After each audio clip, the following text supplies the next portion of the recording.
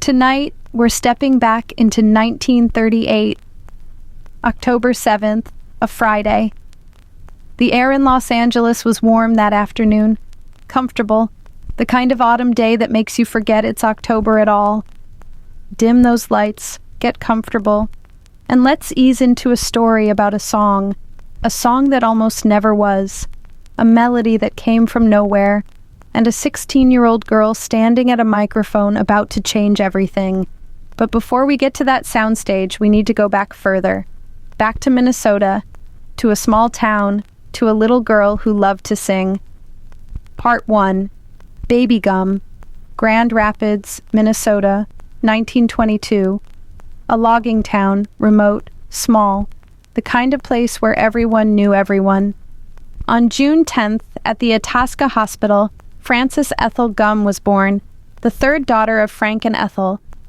Her parents were vaudevillians who now ran the new Grand Theater on South Pokegama Avenue, silent films mostly. But between the showings, the Gumm family would perform.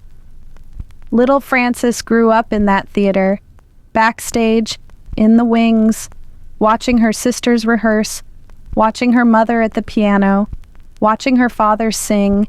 She absorbed it all. She was 2.5 when she made her debut. Christmas Eve, 1924, the evening performance, they called her Baby Gumm, and she sang Jingle Bells, in a white net dress her mother had made. The story goes that she wouldn't stop singing, kept going through verse after verse, until her father gently carried her off stage. Backstage, she said, "I want to sing some more." Years later, Judy would say that was when it began. Her love affair with audiences, that feeling of being on stage, of singing, of being heard. The three Gumm sisters became an act, performing regularly at their father's theater. Frances was the youngest, the smallest, but she had the biggest voice, a voice that didn't seem possible from such a small child. People would stop what they were doing when she sang. This little girl with the huge voice, singing like she'd lived 100 lives. But Grand Rapids was small, and show business called.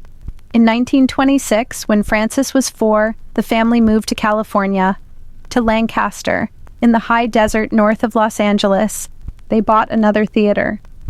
And the girls kept performing, studying at professional schools, learning to dance, to act, to be professionals. The Gumm sisters toured vaudeville circuits, up and down the West Coast, the Midwest, anywhere they could get booked. By the time Frances was 12, she'd already done hundreds of shows. She was a seasoned professional, but she was still just a child. In 1934, the Gumm sisters became the Garland sisters. A comedian named George Jessel suggested the change, something more theatrical, he said. And in 1935, Frances became Judy, after a popular song by Hoagy Carmichael, Judy Garland, the name that would become legend. Part 2, MGM, September 1935. Judy was 13. Louis B. Mayer sent songwriter Burton Lane to watch the Garland sisters at the Orpheum Theater in downtown Los Angeles. Lane watched, and he called Mayer immediately. "You need to see this girl," he said, "the youngest one. She's special." A few days later, Judy and her father arrived at MGM Studios in Culver City, the Dream Factory.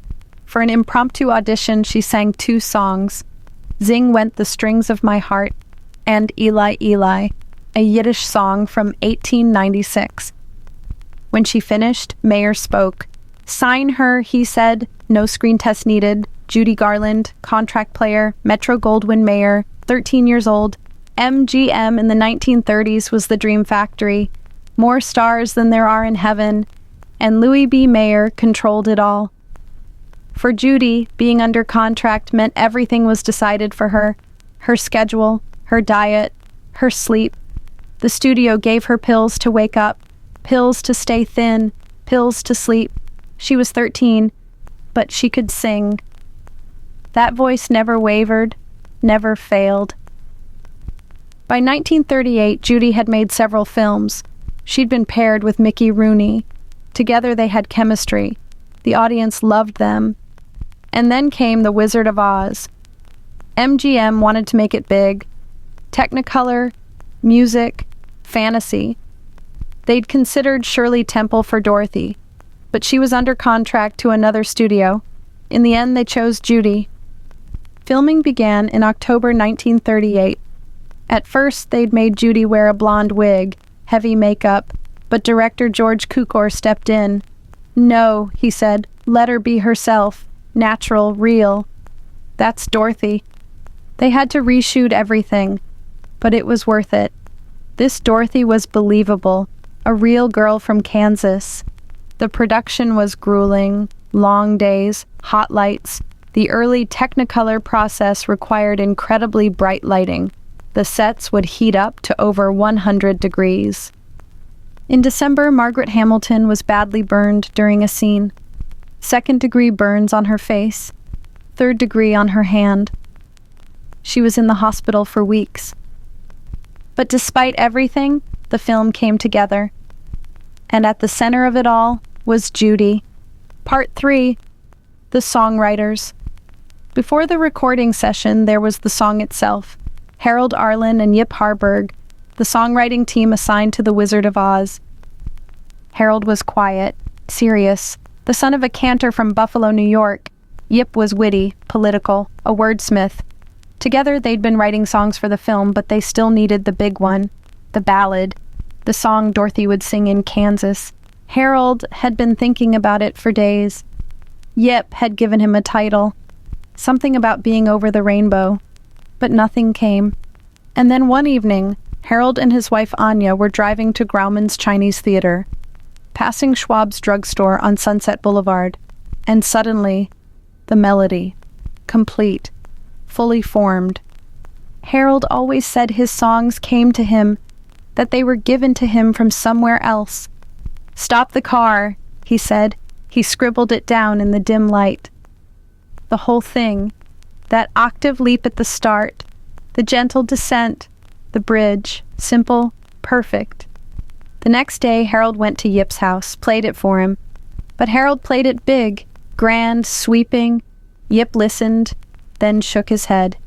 "Harold," he said, "this is beautiful, but it's not for a 12-year-old girl. This is for Nelson Eddy."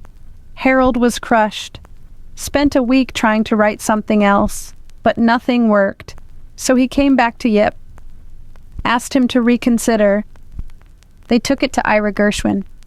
Ira listened. "Harold," Ira said quietly, "play it again. But this time, play it like a pop song. Simple, just the melody." Harold did, and everything changed. Without all the ornament, the melody revealed itself. Pure, simple. "All right," Yip said. "I'll write it." Now it was Yip's turn to struggle. That octave leap. How do you write words for that? Then he realized the long O sound. Over, over the rainbow. And if it starts with over, it should start with somewhere. Somewhere over the rainbow. Perfect. They brought the song to MGM. Everyone loved it, except Louis B. Mayer. "Too slow," he said. "Too sad." They argued, Arthur Freed especially. "The song stays or I go," he told Mayer. Mayer relented. They'd record it, see how it turned out, but no promises about the final cut. Part 4. The recording. October 7th, 1938, Friday afternoon, the MGM scoring stage, a massive building on the Culver City lot. By late afternoon, the musicians were already there, 27 of them, string players mostly, all session musicians, the best in Los Angeles. Among them was a Stradivarius violin, borrowed for the session, worth more than most of them would make in a lifetime. But here it was, ready to play for a song in a children's movie. Murray Cutter's arrangement sat on the music stands. The orchestration was lush but restrained, strings that would swell gently, never overpowering. Georgie Stoll stood at the conductor's podium. He'd conducted for MGM for years, knew every musician. In the back of the soundstage, Harold Arlen and Yip Harburg sat together. Nervous. They'd done their part. Now it was out of their hands. At 3:40, the door opened and Judy Garland walked in. She was 16 but looked younger, small for her age. The studio kept her weight down. She'd been filming The Wizard of Oz for weeks, long hours under those Technicolor lights. She was tired, but she was here. She was ready. She approached the microphone, the RCA ribbon mic that MGM used for all their important recordings. She'd sung into it many times before. Georgie Stoll looked at her, gave her a small nod. Ready? She nodded back. The soundstage was quiet now, completely quiet. Everyone knew they were about to do something special. Stoll raised his baton. The orchestra lifted their instruments, and he brought the baton down. The strings began, soft, gentle, the Stradivarius weaving through the arrangement like a thread of gold. And then Judy sang, Somewhere Over the Rainbow. That octave leap, perfect, effortless, way up high.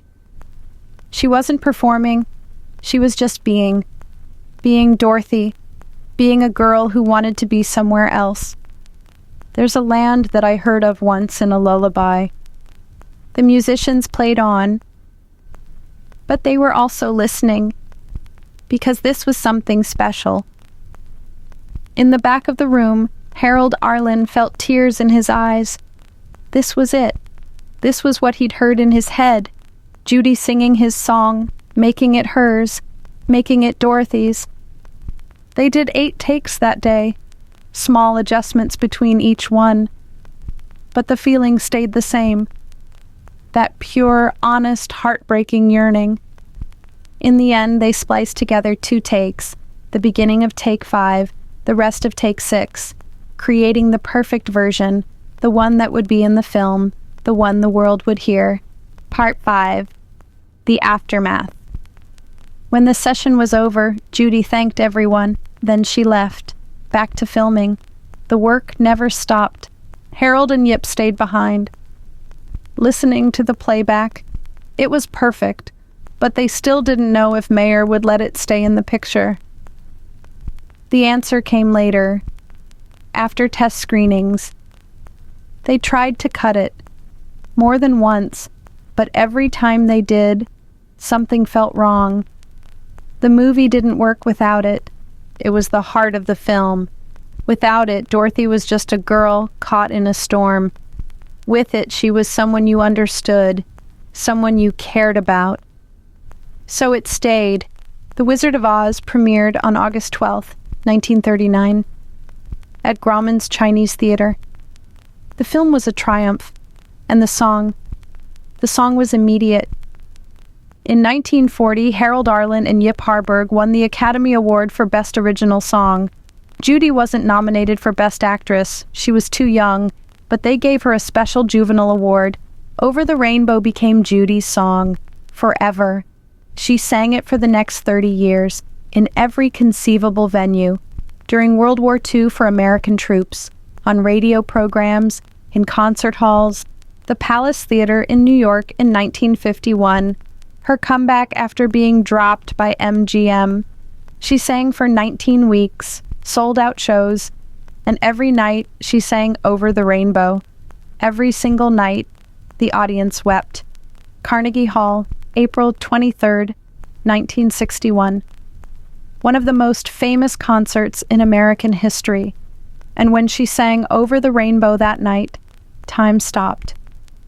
She invited Harold Arlen up on stage. The audience gave him a standing ovation. But the song was also a weight, a burden. She couldn't escape it. Everywhere she went, people wanted it, expected it. She always sang it the same way, the way she'd sung it on October 7th, 1938. Pure, simple, honest. She respected the song because she understood it wasn't really about her. It was about everyone who'd ever wanted to escape, to find something better. Part 6. The Legacy. Harold Arlen lived to be 86 years old, died in 1986. He lived long enough to see Over the Rainbow recognized as one of the greatest songs ever written. Yip Harburg lived until 1981. He died the same year Judy's recording was inducted into the Grammy Hall of Fame. Judy herself died in 1969, far too young, at 47 years old, in London, dead from an accidental overdose of barbiturates, the pills the studio had given her when she was 13. She died worn down by decades of the studio system, by the pills and the pressure, by 5 failed marriages, by being Judy Garland when all she wanted was to be Frances Gumm. But she left us the song, That Performance, recorded on October 7th, 1938. A 16-year-old girl standing at a microphone, singing about somewhere over the rainbow, and every time we hear it, we're back there, in that soundstage, with Harold and Yip watching, with Georgie Stoll conducting, and with Judy, young Judy, before everything that came after, just Judy, singing about dreams, about hope, about somewhere over the rainbow where troubles melt like lemon drops. She made us believe it. For 3 minutes, she made us believe that somewhere out there things are better, that our dreams matter, that hope is real. And that's where we'll leave them tonight. Harold, Yip, Judy, the orchestra, all of them in that soundstage on that October afternoon. The song almost didn't make it, almost got cut, almost never reached the world, but it did. And it's still here, still playing, still offering that same promise. These stories from Hollywood's past, they're still here, waiting in the quiet, in the spaces between notes. Judy once said about her childhood in Grand Rapids that it was possibly the only kind of normal carefree time in her life. 2.5 years old, singing Jingle Bells on Christmas Eve, not wanting to stop. I want to sing some more. And she did, for the rest of her life. She sang, even when it was hard, even when the world demanded too much. She sang, and we're still listening. And that concludes another episode of Hollywood Insomniac, soft stories for sleepless nights. Thank you for listening. Stay tuned for extra content to help you doze off. Let me tell you more about that first performance. That Christmas Eve in 1924. The theater was packed, every seat filled, standing room only in the back. The people of Grand Rapids bundled in their winter coats. Snow on their boots, breath visible in the cold air outside. But inside, the theater was warm, heated by radiators that clanged and hissed. The smell of popcorn and winter wool and anticipation. The film that night started at 7. Charlie Chaplin first. The audience loved him, laughed at his antics. Then Buster Keaton. More laughter, more joy, and then intermission. Time for the live entertainment. Time for the Gumm family. Frank Gumm walked out first. Tall, handsome, in a suit, he sang Danny Boy. That beautiful Irish ballad, his tenor voice filling every corner of the theater, clear as a bell, sweet as honey. People closed their eyes, let the music wash over them, forgot about the depression looming, about the hard winter ahead, just listened, just felt. Then Ethel at the piano, her fingers dancing across the keys, playing Rhapsody in Blue. Gershwin, complex, beautiful, showing off her skill, her training. The audience applauded, impressed. This was culture, this was art. This was more than they expected from a small-town theater. Mary Jane sang next. My Blue Heaven. Sweet, pleasant, the audience smiled, nodded along. Then Jimmy danced, tap dancing on the wooden stage, the rhythm filling the theater, her feet flying, her energy infectious. And then Frank brought out Baby Gumm, little Frances, so small, so young, in that white dress with the embroidered flowers, her dark curls bouncing, her eyes wide, Looking out at all those faces, Ethel played the introduction, those familiar notes. Everyone knew Jingle Bells. Everyone had sung it themselves, but when Frances opened her mouth, when that voice came out, everything stopped. Jingle bells, jingle all the way. So clear, so pure, so impossibly big for such a small child. Where did it come from? How was it possible? She finished the first verse. The audience started clapping, but she didn't stop. She kept going, second verse, third verse, back to the first. She was in her own world now, a world made of music and light and applause, a world where she felt special, wanted, loved. Frank watched from the wings, at first amused, then concerned.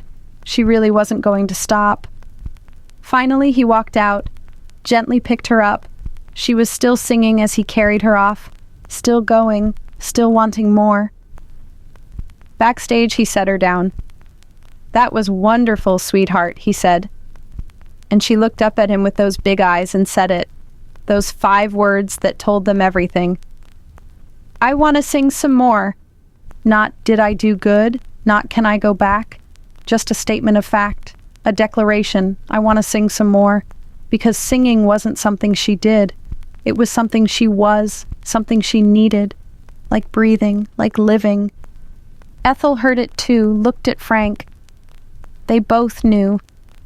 This daughter was different. This daughter had something. This daughter was going to be someone, someday, somehow, if they could help her, if they could guide her, if they could get her to the right people, the right places, the right opportunities. But that would take money, resources, connections, things they didn't have in Grand Rapids, things they'd need to go somewhere else to find, to Los Angeles, to Hollywood, to the Dream Factory, where stars were made, where fortunes were won and lost, where anything was possible, if you were good enough, if you were lucky enough, if you wanted it badly enough. And Frances wanted it, even at 2.5, even without knowing what it was. She wanted it. Wanted that feeling of being on stage, of singing, of having people listen, of being special, of mattering, of being seen, of being loved, of being chosen. That's what this story is really about. That hunger, that need, that desperate desire to be something, someone, to matter in a world that doesn't care, to be seen in a world that looks right through you, to be loved in a world that's stingy with love. Judy Garland spent her whole life chasing that feeling, that moment when Baby Gumm sang Jingle Bells, and the audience wouldn't let her stop. When for the first time in her young life, she felt special, wanted, she spent the next 44 years trying to feel that way again, trying to recapture that magic, that connection, that love. Sometimes she found it. On stage at Carnegie Hall, in that recording session on October 7th, 1938. In those brief moments when everything aligned, when the voice and the song and the audience came together perfectly, when she felt what she'd felt that Christmas Eve. Special, chosen, loved. But mostly she chased it, searched for it, needed it desperately, and it was never quite enough, never quite filled the hole, never quite satisfied the hunger, because the hunger wasn't really for applause, or fame, or even love from audiences. The hunger was for something deeper, something she'd never had. Stability, safety, a mother who wanted her, a father who stayed, a childhood that wasn't performance, a life that wasn't work. But she never got that, never had that. So she took what she could get. The applause, the fame, the brief moments of connection, and she gave everything for it, everything she had, until there was nothing left to give, until the pills and the pain and the exhaustion consumed her, until at 47, far too young, her heart gave out, in a bathroom in London, alone, despite being loved by millions, despite being one of the most famous women who ever lived, despite having that voice, that incredible voice, despite having sung Over the Rainbow thousands of times, despite having been Baby Gumm who just wanted to sing some more. That's the tragedy, that's the heartbreak, that's the lesson. That external validation, no matter how much, can never fill an internal void. That being loved by millions doesn't heal being unwanted as a child. That success doesn't equal happiness. That fame doesn't equal fulfillment. That somewhere over the rainbow might be a beautiful dream, but real life happens here. In Kansas. In the ordinary. In the everyday. And if you can't find peace there, you won't find it anywhere. But oh, what a voice, what a talent, what a gift she gave us. That recording, that performance, that 3 minutes and 18 seconds of pure magic, where a 16-year-old girl stood at a microphone and sang about dreams and hope and believing, and made us all believe, for just a moment, that somewhere, over the rainbow, dreams really do come true. Rest well, Judy. Rest well, Francis. Rest well, Baby Gumm.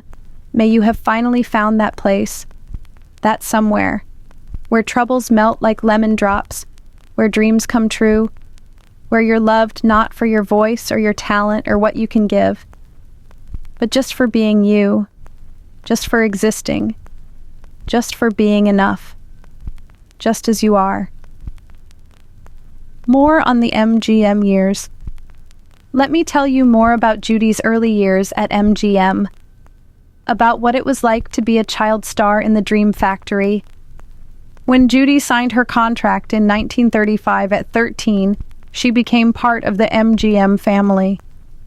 But family in Hollywood wasn't like family anywhere else.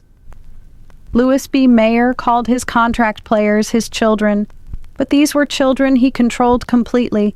Their lives, their careers, their very existence. The studio decided everything. What Judy wore, how she styled her hair, what she ate, when she slept, when she worked. They put her on a strict diet immediately. Too heavy, they said. She wasn't fat. Not even close. But she wasn't waif-thin like they wanted. So they restricted her food, gave her pills to suppress her appetite, amphetamines, Benzedrine, to keep her thin, to keep her energy up, to keep her working those brutal 16-hour days, and pills to sleep. Because after being wound up all day on stimulants, she couldn't sleep naturally, so they gave her barbiturates, sleeping pills, to knock her out, to make sure she got some rest, so she could do it all again the next day. Wake up, pills, work, pills, sleep, repeat, day after day, week after week, month after month, year after year. She was 13 years old when this started. 13. Most 13-year-olds are worried about school, about friends, about homework and crushes and growing up. But Judy was taking prescription drugs every day. Legal, doctor-prescribed, studio-mandated, but drugs nonetheless, habit-forming, addictive, dangerous. And she had no choice. This was the price of being a star, of being chosen, of mattering. The work schedule was brutal. She'd get picked up at 4 a.m, driven to the studio, into makeup by 5, hair and costume by 6, on set by 7, work until 6 or 7 at night, sometimes later, then driven home, too tired to eat, too wound up to sleep without pills, then up again at 4, over and over. 6 days a week. Sometimes 7. She had tutors, legal requirement for child actors, 3 hours of schooling a day, but it was squeezed in between takes. 15 minutes here, 20 minutes there, never enough time to really learn, to really focus, to really get an education. She finished high school eventually, but barely, with gaps in her knowledge, with holes in her understanding, with an education that was more about checking boxes than actual learning. But she could sing. Despite everything, despite the pills and the exhaustion and the brutal schedule. That voice never wavered, never failed. It was the one constant, the one thing the studio couldn't manufacture or fake. It was hers, and it was perfect. They put her in film after film, small roles at first. Broadway Melody of 1938. She sang "You Made Me Love You" to a photograph of Clark Gable, broke everyone's heart, showed what she could do, how she could sell a song, how she could make you feel. Then they paired her with Mickey Rooney, the studio's other young star, full of energy, talented, funny. Together they made movie after movie. The Andy Hardy series, Babes in Arms, Strike Up the Band, Babes on Broadway, young performers putting on shows, innocent, wholesome, the kind of entertainment America wanted, the kind that made money. Mickey and Judy became friends, real friends. They understood each other, both child stars, both working brutal schedules, both living under the studio's control. They joke between takes, support each other through long days, commiserate about the pills and the pressure and the endless work. They were allies, partners, friends, in a world where real friendship was rare, where everyone wanted something, where trust was dangerous. But even Mickey didn't really know Judy, didn't know Frances, didn't know the scared girl under the confident performer. Nobody did. She kept that hidden, buried deep, because showing weakness was dangerous. Showing vulnerability could get you replaced, could get your contract dropped, could end your career.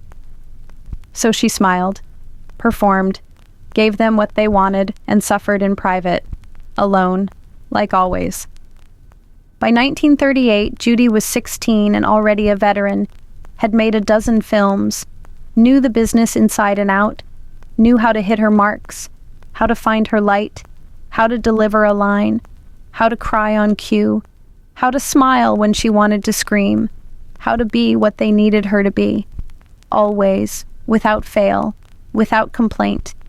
And then they cast her in The Wizard of Oz, the big one, the expensive one, the one that would define her career, her life, her legacy, the role of Dorothy, the Kansas farm girl who gets swept to Oz, who goes on a journey, who learns there's no place like home. It was perfect for her, or should have been, a girl who wants to escape, who dreams of somewhere better, who believes in somewhere over the rainbow. That was Judy. That was Frances. That was every foster kid who ever existed, whoever felt unwanted, whoever dreamed of being somewhere else, someone else, something more. She understood Dorothy completely, instinctively, didn't have to act, just had to be herself, be the girl who wanted to go home, except Judy didn't have a home, never really had, didn't know what home meant. But she understood longing, understood yearning, understood wanting, that she knew, that she could play, that she could sing, with every fiber of her being, with every ounce of her soul, with everything she had and did. The Wizard of Oz production. The production of The Wizard of Oz was like nothing Judy had experienced. It was bigger, more expensive, more important, more everything. MGM was betting big on this film, nearly $3 million, more than almost any other film that year. It had to work, had to be successful, had to make back its costs and then some. The pressure was enormous. Filming began in October 1938. Judy was nervous, excited, terrified. This was her chance, her opportunity to prove she could carry a film, could be a leading lady, could be a real star, not just a supporting player, not just Mickey Rooney's sidekick, but a star in her own right. The first director was Richard Thorpe. He had Judy wear a blonde wig, heavy makeup, doll-like, false eyelashes, rouge, lipstick. She looked older, artificial, wrong. They shot for 2 weeks like that, building sets, filming scenes, the scarecrow scenes, the cornfield, and something wasn't working. It didn't feel right, didn't look right. Dorothy was supposed to be a real girl, a Kansas farm girl, natural, innocent. But this version looked like a child playing dress-up, like someone pretending to be Dorothy, not actually being her. So they stopped, fired Thorpe, brought in George Cukor for a few days to reset, to fix it. He took one look at Judy in that wig and makeup and shook his head. "No," he said, "all wrong, take it off, all of it. Let her be natural, let her be herself. That's Dorothy, not this." They removed the wig, toned down the makeup, let Judy's natural beauty show through. And suddenly it worked. She looked like Dorothy. Like a real girl. Someone you'd believe lived on a farm in Kansas. Someone you'd care about. Someone whose journey would matter. Victor Fleming took over as director. He was tough, demanding, a man's man who directed with authority. He pushed Judy hard, made her do take after take after take, until it was perfect, until it was exactly what he wanted. It was exhausting, frustrating, sometimes demoralizing, but it made her better, made her dig deeper, made her find Dorothy, really find her, not just play her, but be her. The Technicolor process required enormous amounts of light, banks of arc lights, hot, bright, intense. The sound stages would heat up to 100 degrees, sometimes more, in costume, in wool, in layers, under those lights for hours. It was torture. Everyone suffered. Ray Bolger as the Scarecrow in burlap and hay. Bert Lahr as the lion in real fur. Jack Haley as the Tin Man in silver makeup. Margaret Hamilton as the witch in green copper-based paint. Margaret's accident was terrible. December 23rd. Filming the scene where the witch disappears from Munchkinland in flames. There was a trap door, an elevator, timed perfectly. The flames would shoot up. She'd drop through, perfectly safe. They'd rehearsed it multiple times. But after lunch, something went wrong. The timing was off. The flames shot up. She was still there. The copper makeup on her face and hands caught fire. She was burned. Badly. 2nd degree on her face, 3rd degree on her right hand. They rushed her to the hospital. She was there for 6 weeks, in agony. The burns took months to heal, left scars. She was terrified of fire after that, had nightmares. But she came back, in February, finished the film, because that's what you did. You finished. You delivered. No matter what. Judy watched all of this, the accidents, the injuries, the suffering, and kept working. Kept showing up, kept being Dorothy, even when she was tired, even when the lights were too hot, even when the days were too long, even when the pills were the only thing keeping her going. She showed up, she delivered. She was professional. She was Judy Garland, and Judy Garland never quit. The months dragged on. October, November, December, January, February, March. 6 months of filming, 6 days a week, 16-hour days. Wake up at 4, on set by 7, work until midnight sometimes, then home. Pills to sleep. Up at 4 again. Over and over. The exhaustion was crushing.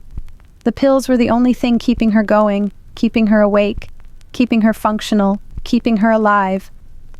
But she made it through. They all did, despite everything, despite the accidents and the injuries and the brutal schedule. They finished, in March 1939, wrapped production. The film was done. Now it had to be edited, scored, mixed, completed, and then they'd see.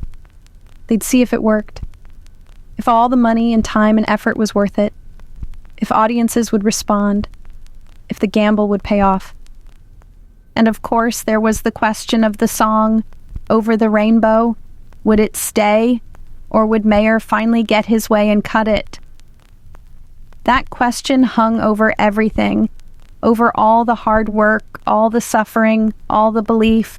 Would the song survive? Would that beautiful melody and those perfect words and that heartbreaking performance get to exist?